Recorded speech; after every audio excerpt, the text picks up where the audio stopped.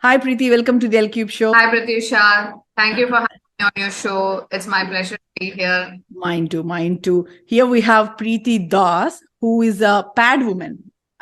She's a pad woman of Southern India, or we can say actually India. She's a polymer scientist. Your PhD is about Preeti, and which university did you do your PhDs from? Yeah, I did one PhD. Okay. I did it in Chennai, and I Okay. was as a under the title biopolymers Okay. because I'm a scientist. For the last 10 years, I've been polymer scientist, and my master's was also in Anna University, Chennai. That was again a research-based master's, and followed by I enrolled for the PhD in the same place as soon as I finished my master's. So, this was my, the bio napkin was the project that I proposed for my PhD Okay. while I joined. Why did you want to do about the napkins? Why napkins? Yeah. So napkins for viewers, sanitary pads. We are talking about women Sanitary sanitary pads napkins. Yeah. slash napkins. Okay. Yes, yes. Yeah. So, why I chose that topic is because, in my master's, I had a basic fundamental understanding about polymers and how to do research, all that things. And during masters, I worked on natural biopolymers at that What point. is polymer? Tell me in a very layman language. What is Okay. polymer? Polymer is a chain of monomers. Like, it is nothing but a plastic. A plastic is also a polymer. So, the same plastic can be derived from various different sources, like plant sources or man-made synthetic sources or from animal sources. Okay. So these are polymers. Like, for example, you know, a leather or any plastic cover, they're all the same. They're made of polymer. Even what plastic bags when we shop, they Plastic give us. bags, they're all polymers. Right. So, how you make the polymers and what is their degradability depends on the degree of substitution, the monomers, single monomers, that chain of monomers that form the polymer. So, these polymers can be derived from plant sources also, can be derived from animal sources also, or can be made man-made chemicals, purely synthetic. Okay. So even if it is synthetic or obviously animal sourced polymers or plant source polymers. So if it is coming from animal source or from plant source, it is naturally biodegradable. But if it is man-made polymers, we process it.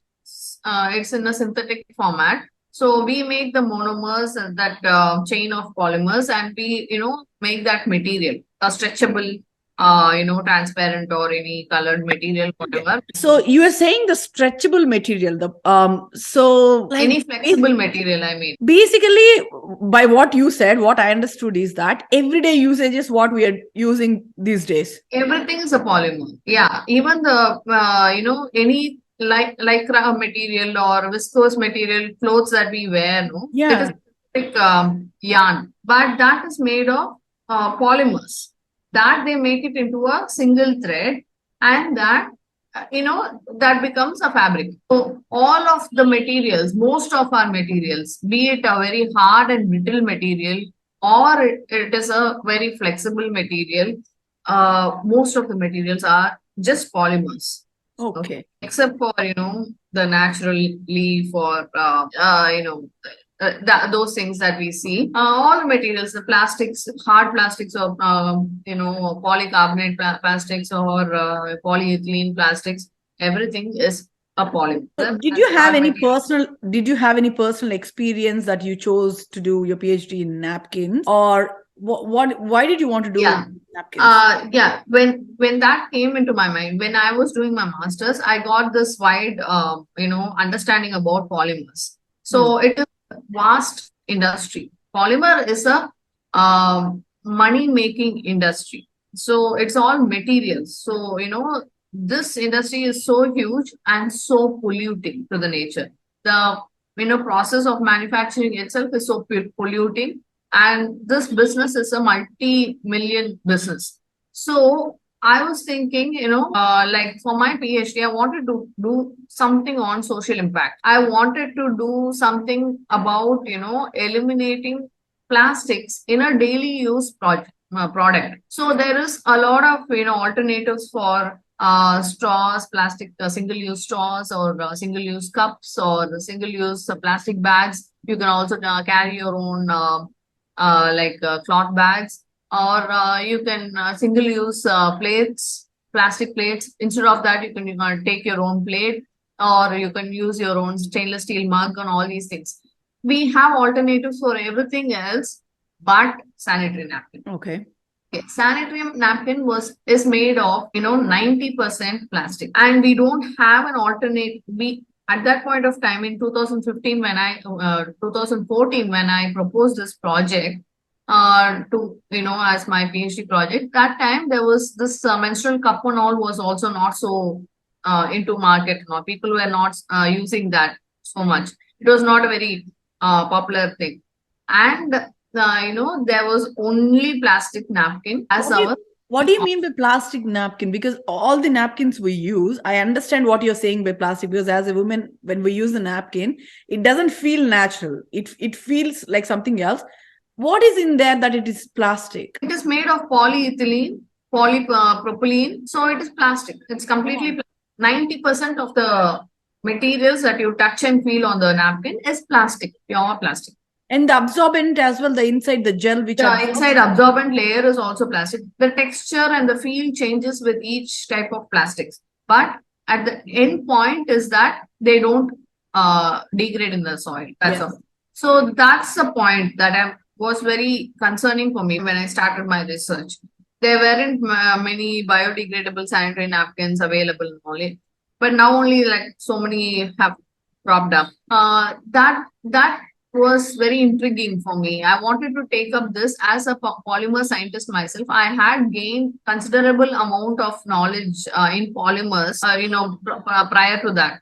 So I wanted to use that knowledge and the research experience that I have already to work on biodegradable sanitary napkin. It was just a hypothesis that I put in my mind whether, I can make the entire napkin biodegradable. Okay. So, which was such a huge task for me, Yeah.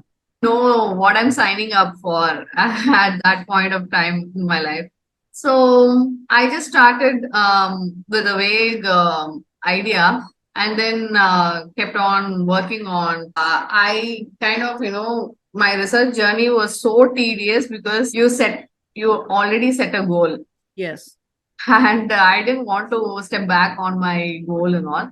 It was so tedious. At many point of time, I wanted to quit my PhD. So difficult, to get the materials that I actually wanted.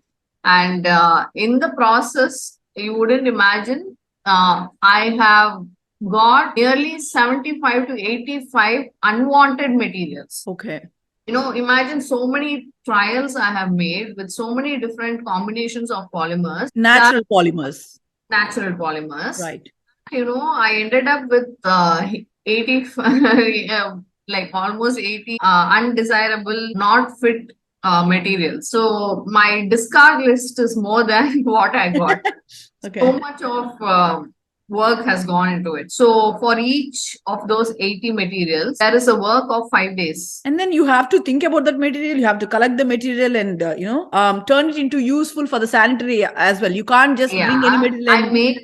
I make it in the laboratory, and then I have to test it, and then I find out that it's not fitting the purpose. So it is a 5 days project that goes waste.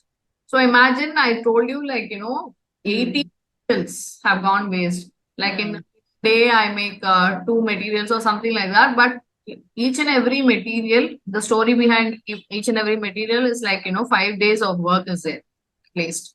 So that much of work and so many failures, so many unimaginable failures, still held on to it. But how was the encouragement from the university when you're doing the PhD? Is it funded well? Like for your research? I was funded by the central government, but I was working in a state government university. I was doing in a state government university. The fund that I got was very, very useful. Okay.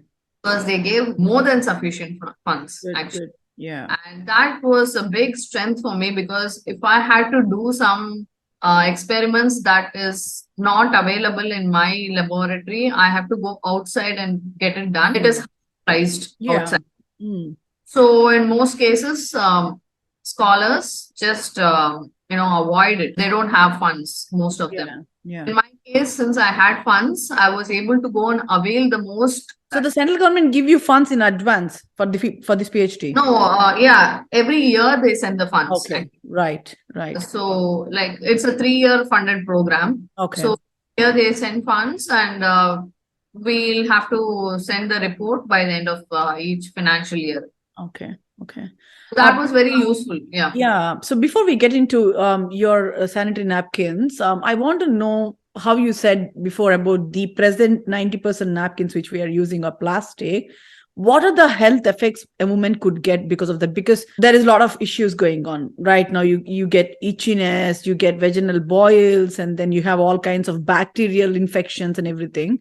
So why are we introduced to this stuff? And then why are we, how did this happen? Initially, our parents, I think they used cloths. I don't know if that is healthy also. I heard that African tribal women, they use cow dung as a patty. Did you know that? I know that. Yeah, in I think Zambia or some some of the areas, they use the cow dung. They make it into patty and they use it. And some people, they make it into powder and they put it in a cloth and then use it. Okay. So there are like various types. It just blows your mind. People dig pits and then sit in it so that the blood just goes into the pit and they cover it. Like, it's crazy. When I'm doing the research to talk to you, it's like it's crazy. So what is the difference? Why did this 90% plastic come into the market in the first place? And or do you think that cloth and is that healthy? What is the right thing? Because women's health has been hazardous from lots of years and nobody is telling us the right thing to do. Yeah. What do you think? Okay. So I think like around in 1980s, only in 1970s, probably at the end of 1970s, the sanitary napkins have started getting some public light. That was the time when plastics got so much of significance. It came into the industry. The plastic industry became so popular the moment it got introduced. So the plastic buckets started coming in. So many industries started using plastic. Oh yeah, that's so right. Before we had all these like copper copper buckets and copper mugs and everything. Industry was such a huge industry, and since it is very the raw materials are very cheap, the polymers that make those materials. So they try to incorporate plastic into everything that they made. But how do they get the approvals from the health departments? Because you should get the approval to go through this, right? I don't know exactly what happened in those years when they want to apply for the approval. It just happened. Maybe they just gave importance for how clean it is rather than, looking at the napkins biodegradability part. They do not give so much of importance to the biodegradability part, and the production became very easy. Napkin production is something that per day they have to manufacture around 10 billion 20 billion napkins per day. So it's such a huge industry. So this plastic gave them a hand. It was easy for them to make plastics, sourcing raw materials, then processing it, cleaning it, and taking the fibers from it. It's a very tedious process. But plastics, they get it as granules, so that they'll put it inside a machine which converts that into a fabric kind of a material. That makes so much sense. Yeah. So it's so easy. So the fabric is got 3 different layers. You have it in your hand and you fix those layers into one napkin. Wow. It became easy for them to produce. So that's why this industry, prevailed for so many years, polluting in the first place. How long does it take? How long does it take for that pad to degrade in the earth? Plastic napkins? Yes. They don't degrade at all. At all? Never. They will never degrade. Any plastic for that matter, you bury it in the soil. Even after the entire humankind is erased from this planet, plastic will. How about some waste or burnt, right? They're burnt. Yeah. So then how does that? Then what happens is physically it gets reduced, Mhm. definitely, but the harmful greenhouse gases are emitted Okay. from them. So burning plastics, it is very dangerous. So although the physical form of it disappears, it lingers in the air. Okay. We breathe. So So otherwise, let's say if you put a pad in the ground and then cover it up, it doesn't degrade at all. never. Oh my goodness God. Okay. Let's come to this point also. We understood that the pads which were there with the 90% plastic until now what we're using are plastic. We And understood. the health effects, I wanted to talk about Yeah, that. yeah. And also before you talk about the health effects, I want to ask about the menstrual cups also, because menstrual cup Yeah. is also of rubber, right? Yeah, it's a plastic, silicone plastic. Yeah. Okay, so talk to me also. Yeah. Join that also and tell me, because that I don't think that is safe either. So that's why I'm asking. Environmental point of view, menstrual cups are really, really safe. Okay. So a woman is supposed to, it's almost, uses around 5,000 napkins in her lifetime, Okay. menstruating lifetime. Hmm. So in a place where you are giving 5,000 plastic napkins to the earth as a burden, you're only giving 3 grams of cup. Okay. But you need to change the cup also, right? You can't use the same No, cup your life. like, yeah, you need to change it for every once in, they say, 10 years. Okay. So cup can be with you for 10 years, they say. So in the sense, like a woman is menstruating for 30 years in her lifetime, then it's just 3 cups. Okay. Again, it's around like, you're only wasting 15 to 20 grams Okay. maximum. So lesser damage. Yes. Lot Yeah, lesser. 15 grams of plastic that you are using in your life. So that is way, way, way, way eco-friendly when compared to, Environmental wise. yeah, environmental wise. Then what about the health wise? Health wise, I'll tell you first the damage that the plastic napkins are making Yes. to us. Yes. First thing is that, these plastics over time, due to heat and body heat and all these things, they continuously release dioxins gas. Mm-hmm. Are, invisible to our eyes. Mm-hmm. Gases are emitted from the napkins, and these dioxins are unfortunately getting absorbed into our body. Okay. Stays in our adipose tissue for 11 years. They have, scientific evidence that these dioxins have been taken from the adipose tissue, the fat tissues of the females, for 11 years. Okay. So once it gets absorbed, it stays for 11 years. But, every month it keeps getting absorbed into our body. Okay. So it's with us for a very, very longer time than we can imagine, actually. Okay. Concentration of those dioxins that is accumulated in our fat tissues also keeps going up every month. Okay. These dioxins, what they do to our body is that, they get bound to the estrogen treated. So it is a EDC, that is an endocrine disrupting chemical. It is. Mm-hmm. So it disrupts our cycle, the hormonal cycle. Okay. Also, it has proven that it can cause ovarian cancer in some cases. So it is a carcinogenic compound. It has been labeled as a carcinogenic chemical, gas, dioxin. So this carcinogenic gas gets emitted from the napkins over time and gets absorbed into our skin and stays there for several years, and it is dangerous to even imagine about it. Of course, yeah. So do you think all these PCODs and PCOS and all that yes, could be related for could this? be related to the napkins. We can't confirmly say that it is, but it could be. It could be, yes. Okay, right. Because there are hypotheses coming up. People are find out whether, because we are hearing that a lot these days. We didn't hear Yes, that yes. from the past generation, like our mothers and aunts. Of course. This of generation, course. PCOS, PCOD, you hear it among 10 girls, at least 5 of them have it. At least. Yes. Yeah. And also the irregular periods problem is very common in this generation, our Yes. generation, than our mother's generation. As we Yeah, it got food and everything to it, actually. This and the food intake everything and plays everything. an important role, because food itself is contaminated these days. Everything is. I don't know exactly what is the reason, but scientists scientists are working on it to, Okay.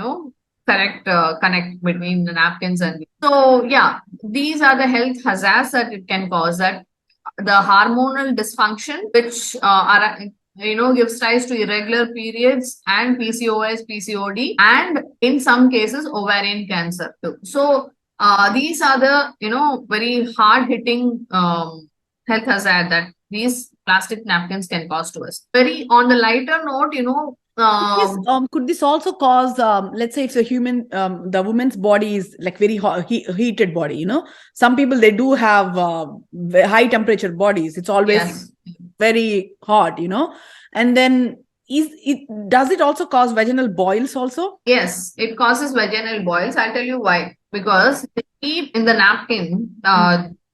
plastic napkins does not get dissipated out into the thing. Because plastic napkins have a barrier layer in the bottom called polyethylene. Okay. So In the bottom layer. The bottom, yeah. If we cover up our face or our hand, any part of the body with completely cover it up tightly with plastic wrap thing, you will start to see that your hands are sweating a lot. Yes. Because there is no airflow. The heat dissipation also, the heat transfer is also not happening. So the outside environment, the heat is not getting transferred and the air is also not coming inside. So that suffocation it gives to the skin. Obviously, the fumes are going up. Yeah, the heat released is again going up. Yeah. It's circulating. It's just circulating inside. Okay. It becomes so hot. And heat and sweat environment, bacteria grows superbly.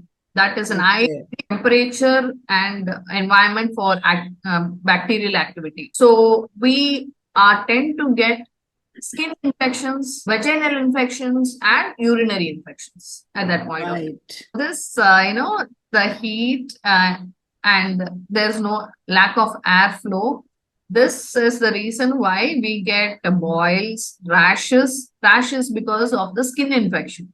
The bacterial and fungal growth there immediately gives us skin rashes. And the polypropylene layer that comes in direct contact with the napkin, the top layer of the napkin, polypropylene. And most people are allergic to this particular material.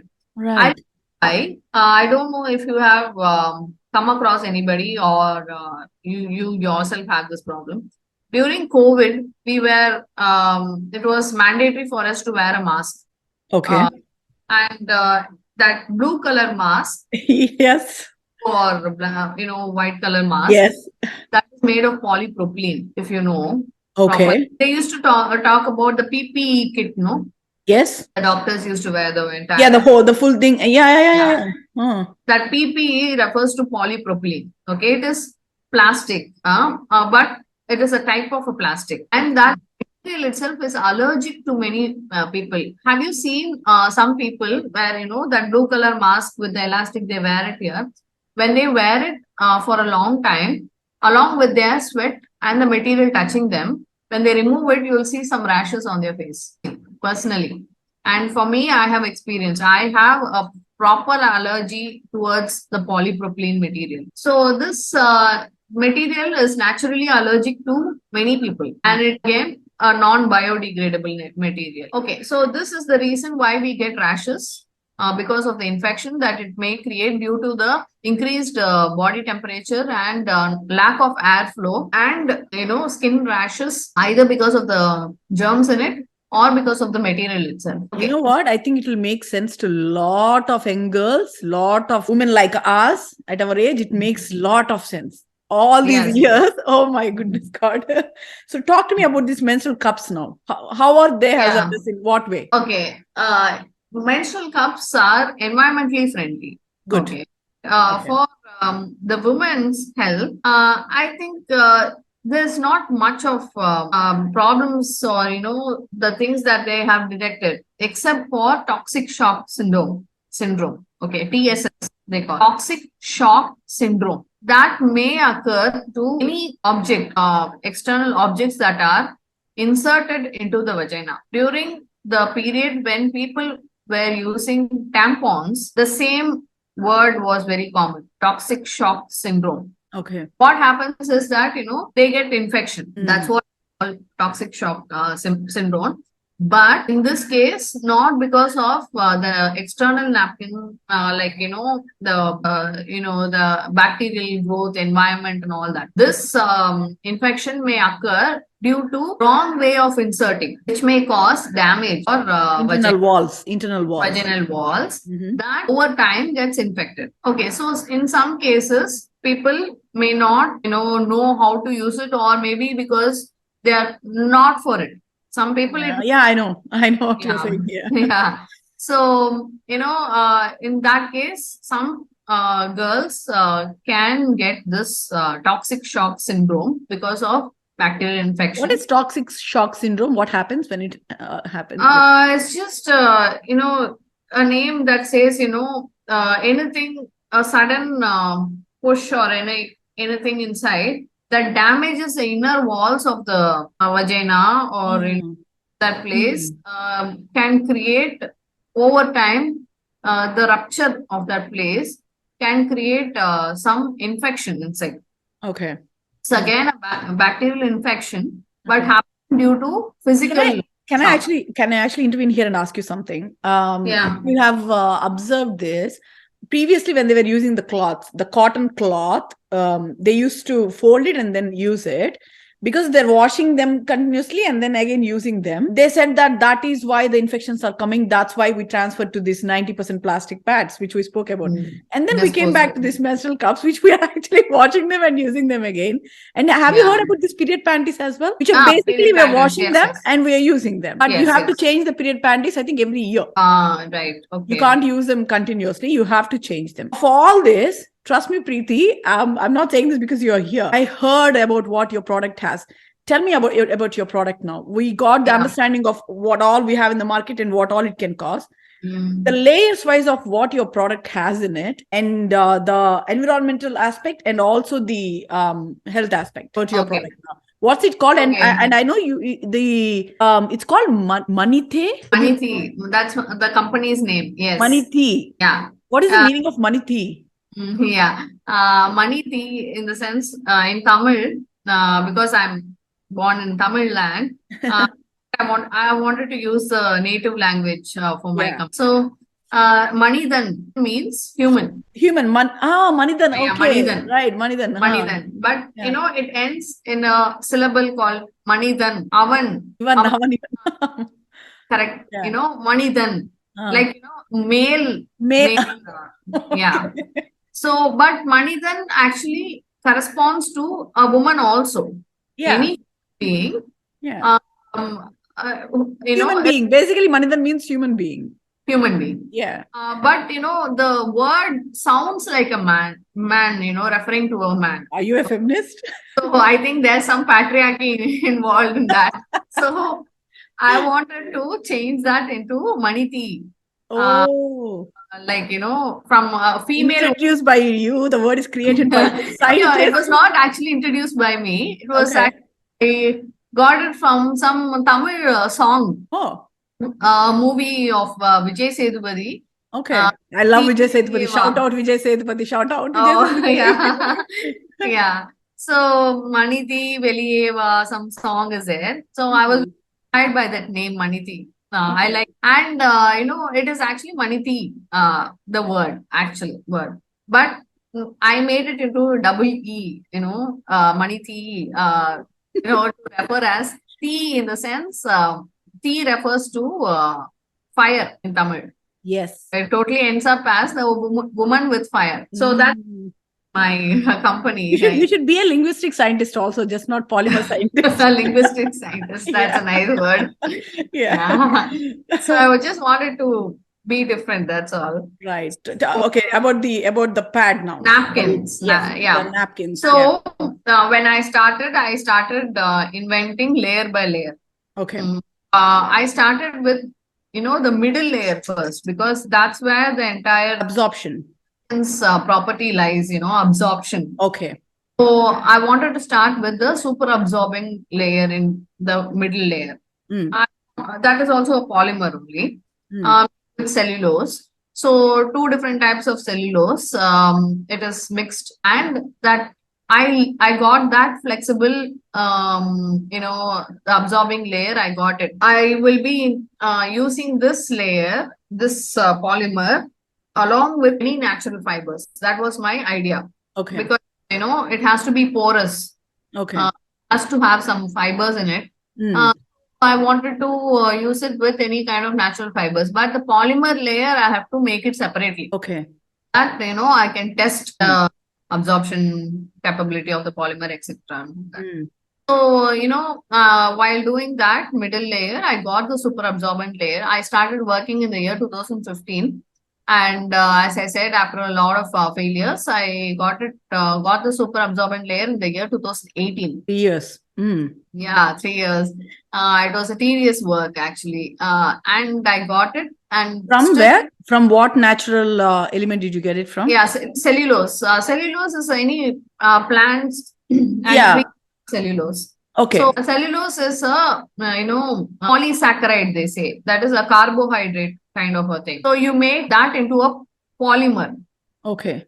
Okay, so there is a process of making. For my understanding, to understand it in a very basic level, I'm trying to understand is, the sugarcane, how it has that pulpiness inside that thing. Yeah, that is also cellulose. Can I imagine that like a cellulose, right? I can imagine. Yeah, you can Okay. imagine. Yeah, because that is very spongy and I'm not saying sugarcane, but any kind of that plant material. Yes. So,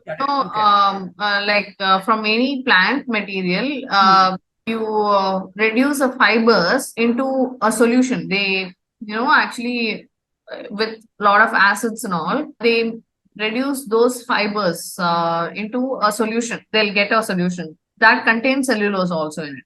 Okay. So they'll separate that cellulose separately and lignin separately and all that. So that's a chemical process. And so I have taken the cellulose alone, two different types of cellulose, and made it into a polymer. And that composition gave me a good amount of absorption capability. Okay. Mm. And I wanted to introduce some herbal extract in it. In the absorption. In the absorption layer okay. itself, I wanted to add some herbal extraction. Okay. I always like herbal extractions and all that. So, I wanted to incorporate that. So I always had this neem and turmeric in my mind. Because it is highly antibacterial. Yes. So I wanted to make my napkin highly antibacterial. Even though a female is using my napkin for 6 hours and then discarding it, for that 6 hours, I want my napkin to protect her from any kind of infection. So I wanted to incorporate a good amount of natural antibacterial agents in it. So I tried putting this vetiver, turmeric and neem into this super absorbent layer, and I got so pissed off, it kept on giving me lower absorption. Okay. Whatever kind of herbal extract I incorporated into it, the absorption level went down so low. Okay. So I was thinking, why it's happening like this? I want to introduce some herbal extract. I cannot do it without any herbal extract now. Then one day I just like that, and squeezed the lemon juice into it and made the polymer layer. Okay. That layer, it came out after usually without any herbal extracts also, I get that thin layer. Okay. While it is in the liquid form, before it gets dried and come out as a layer, I add lemon juice into it. Lemon and neem and turmeric, everything. No. Oh, only lemon. Okay. Because that turmeric it's not working. Okay. Lemon. It's not working. So I just squeezed a lemon extract and put it inside, and it came out. The absorption was, same. Nothing happened. So lemon is an excellent antifungal, antibacterial, anti-odor. Oh, yeah. So it is a good thing. So I thought, wow, lemon is working. So I stuck 2 lemon in the middle layer. Then the top and the bottom layer, then the top and the bottom layer, I was simultaneously working on it. It has to be hydrophobic, opposite to what middle layer does. Middle layer has to absorb. This one has to feel water, because, the top layer cannot make you feel wet all day long. It has to be dry. Yeah. So the top layer and the bottom layer has to be water repelling layer. That has to come from natural polymers, So it was a difficult task again. And I came up with a lot of different materials and failed many times and all that. And that also in 2018, I got the top, the bottom layer. The only difference between the top and the bottom layer is that, the top layer has herbal extracts in it. The bottom layer does not have it. That's Okay, all. so otherwise it's the same thing. It's the same composition. From what material did you get that? From what natural element? That is also cellulose combined with other polymers, but it gave a hydrophobic effect. The opposite effect. Okay. Yes, yes. So, this top layer, I could very easily incorporate turmeric, vetiver, neem in it. So there was no hydrophobic. What is vetiver called in English? What is it called in English? Vetiver only. Vetiver only. Okay. Yes, I know what is vetiver, but I don't know what. Yeah. Okay. Yeah, it is called vetiver only in English. Okay.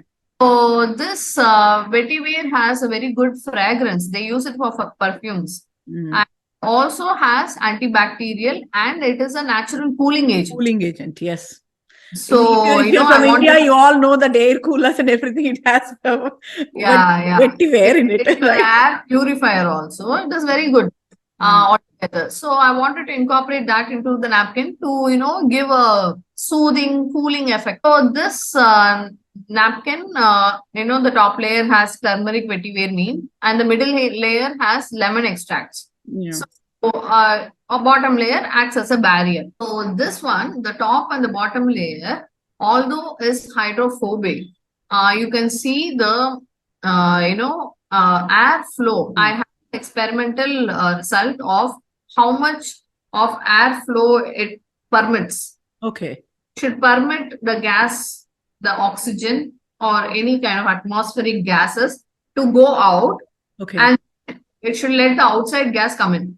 Okay. So, that air flow, the air exchange, is very permissible in those layers. So, ultimately, if you see, you will feel very dry. Oh, good. That effect, previously, when I said, if you are closing your hands, you're, tightly wrapping your hands with the plastic, you will start sweating, and then all these effect will not be there here, because there's a considerable, significant amount of airflow, air exchange.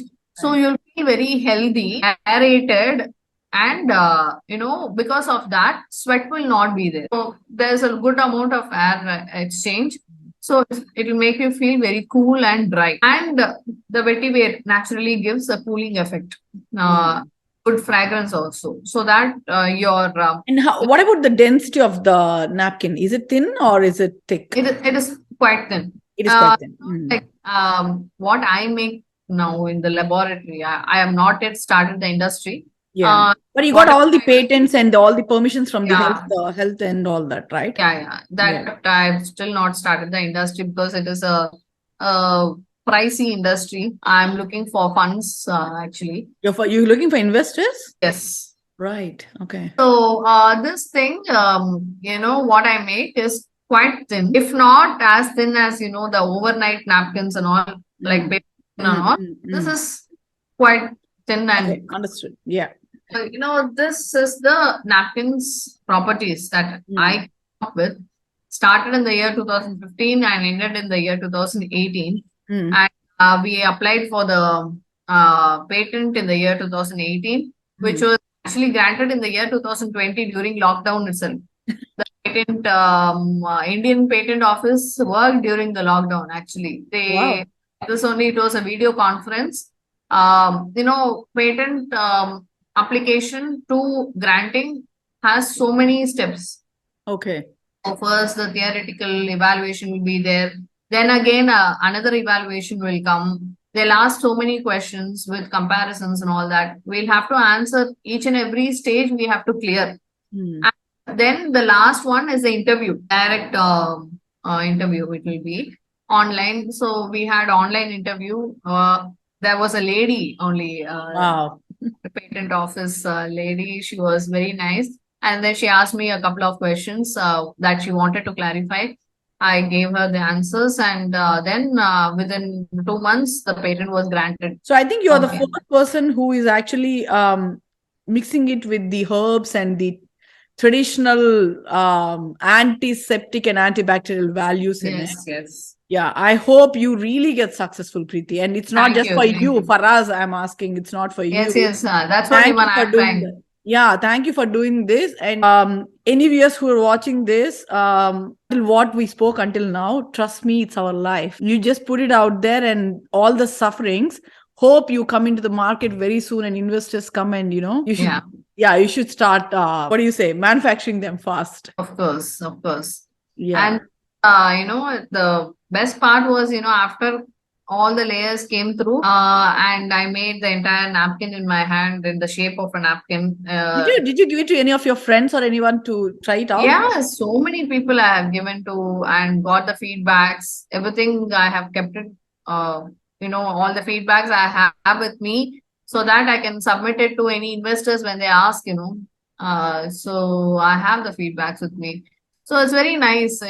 Some people have flushed it in the toilet and told me that it doesn't clog the pipelines. Wow.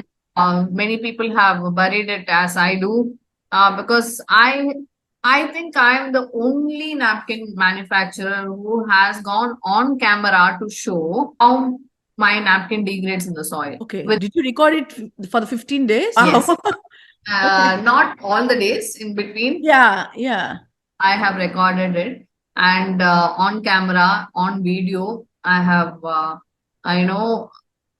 dug it again back in 15 days and showed on the video, like, see, this is what is left from the napkin that I buried on that date. So, this transparency I don't see with many so-called biodegradable napkins. There are so many something which says that they are biodegradable. I don't see this transparency in them. And they don't mention exactly like what these materials are. And okay, even if they don't want to reveal, that's fine. But how long does it take to get biodegraded? Why don't they show it on the camera? Yeah, so that's one thing that, I have put it up in my Instagram page itself, biodegradability part of it. And, the other thing is that I am like, able to show that these properties are there. And, these kind of very crucial things, I think the companies should start revealing. There are so many investors like, angel investors, venture capitalists, and all. They're all after money. Right. This is an invented product where it needs time to become a marketable product. How much in 1 year I can give them back? See, in 1 year I can only show them a working marketable product. Like in the feedbacks, did people talk about all this air freeness and that was a very common feedback that I received. Okay, no irritation, no itchiness after the periods and anything. Nothing. And how about the absorption feedback? What is that? Absorption is also, they said it is good, and the skin irritation part and the airflow cool effect, giving a dry and cool effect. This too is common among all the people who have used it. I hope you'll get your funds very soon, and we all get your sanitary pads, napkins. So thank you so much, Preeti. Thank you for enlightening us with all this information, and please come into the market fast so that all women like us will get benefited from it. We don't know about you, but fingers crossed, please come in fast.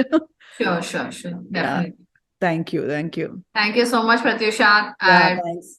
Wonderful talking to you and connecting through your channel to so many different people of all the ethnicity and all the women out there. Yeah. I am Preeti Ramdas to all of you, and I hope to reach all of you, irrespective of your ethnicity, irrespective of your country. Doesn't matter.